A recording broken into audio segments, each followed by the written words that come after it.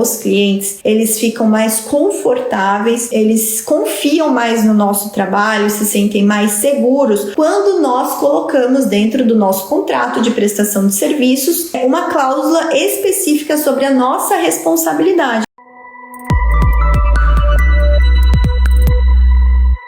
Então o Supremo falou, olha, se uma lei estadual quiser atribuir responsabilidade a uma terceira pessoa, ela precisa observar o que diz o Código Tributário Nacional, tá bom? Qual que é o lado bom disso? O lado bom é que, primeiro, os contadores vão poder ficar mais tranquilos em relação à sua forma de agir, tá?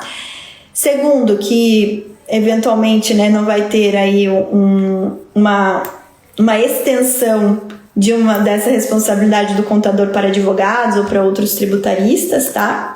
E terceiro é que essa decisão, por mais que ainda caibam embargos de declaração, os embargos de declaração não vão poder modificar o mérito dela. Então já é uma decisão final, inclusive o próprio estado de Goiás já está observando, tá? E precisa ser observado por todos os estados, porque o Supremo fixou a seguinte tese nesse tema.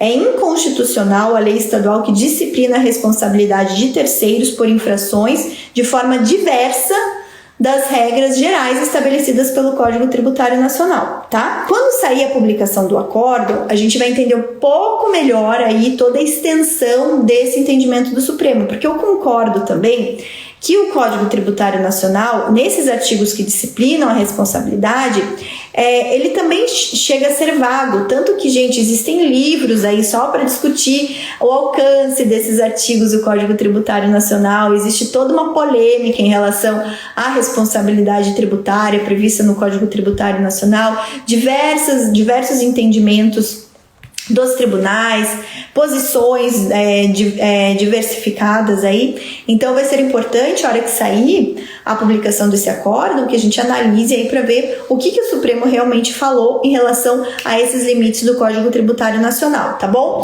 Mas o que eu queria deixar aqui bem claro para vocês, tá?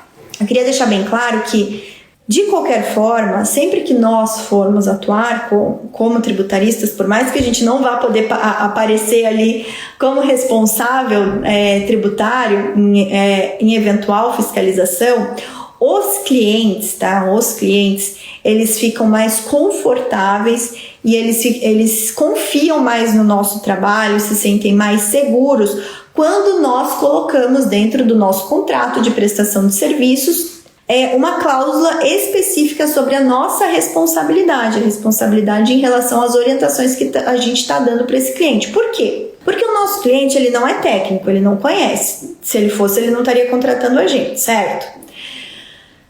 Segundo, muitas vezes a orientação que a gente vai dar, ele vai acabar concordando porque ele não sabe tanto e ele está confiando no nosso trabalho.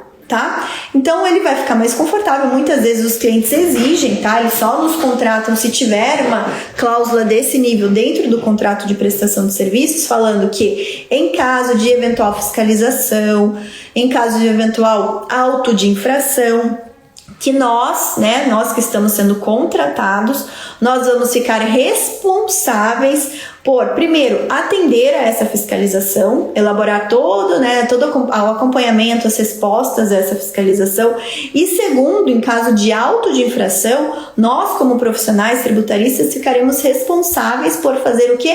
A defesa daquele cliente, tá? A defesa administrativa e a judicial.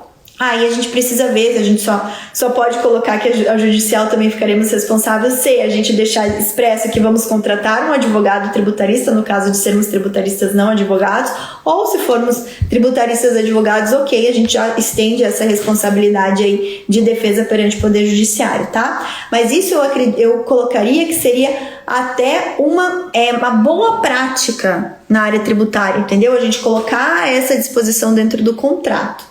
Primeiro, porque isso vai aumentar o nosso nível de responsabilidade para que a gente passe realmente uma resposta para o cliente, faça uma análise para o cliente de forma responsável, né? Depois de termos passado por todos os estudos, analisado, feito análise de risco daquela situação junto com o cliente, tá? Então, isso traz uma carga de responsabilidade maior para nós, tá bom?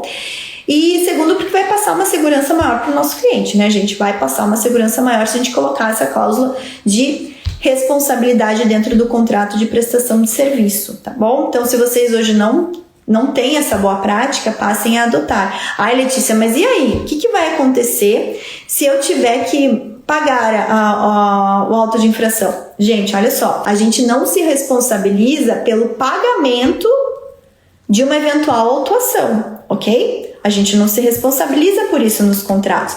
A gente se responsabiliza pelo acompanhamento, pela resposta, pela defesa do nosso cliente em todas as fases. Por quê? Porque a gente está dando uma orientação, mas quem toma a decisão é o cliente, não somos nós.